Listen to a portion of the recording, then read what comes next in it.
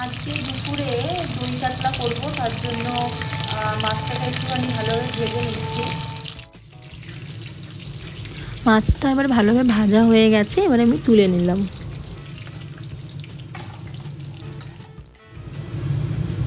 এবার ওই তেলেই, মাছের যে তেলটা ছিল সেই তেলের মধ্যেই একটু সাদা জিরে,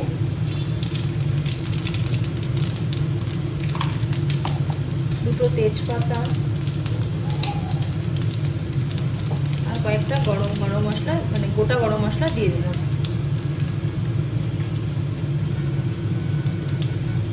এলাচগুলো একটু ফাটিয়ে দিচ্ছি, নইলে পরে ফাটলে অসুবিধা হয়ে যায়। ভাজা ভাজা হয়ে গেলে এবার দেবো পেঁয়াজ কুচি। পেঁয়াজ কুচিটা এবার দিয়ে দিচ্ছি।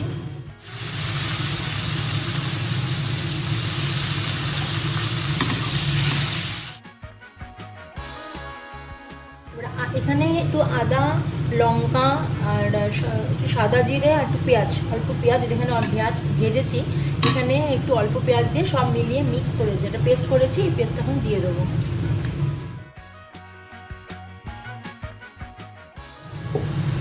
গন্ধটা এখনই খুব সুন্দর বেরিয়েছে। চিনিটা দিলে কি হয়, নুন আর চিনির ব্যালেন্সটা ঠিক থাকে। এবার ঢাকনাটা সরিয়ে নিলাম, তেল ছেড়ে গেছে, মানে ভালোভাবে কষে গেছে, বোঝাই যাচ্ছে। কালারটা অন্যরকম চলে এসেছে। একটু নাড়িয়ে দিচ্ছি, জলটা দিয়ে দিলাম, যে জলটা করে রেখেছিলাম। আর মাছটা তো দিতে হবে, সেজন্য সেই পরিমাণ মতো জল দিলাম।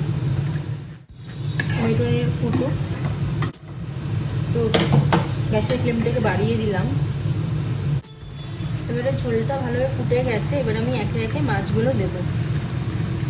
দুটো মাথাও ছিল, তো ঘরেই তো খাবো আমরা, তাই সে দুটো দিয়ে দিয়েছি।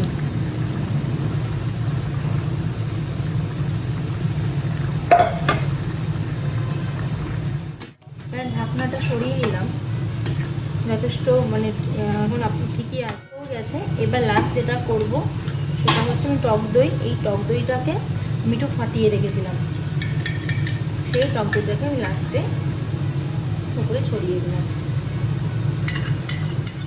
হালকা করে একটু নেড়ে দেবো। খুব তাড়াতাড়ি হয়ে যায়, খেতেও যেমন টেস্টি আর খুব তাড়াতাড়ি হয়ে যায়।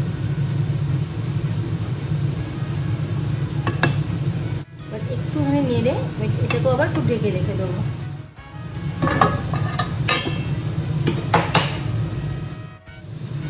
ঢাকনাটা নামিয়ে দিলাম, প্রায় শেষ হয়ে গেছে। লাস্ট আমি একটু গরম মশলা ছিটিয়ে দেবো।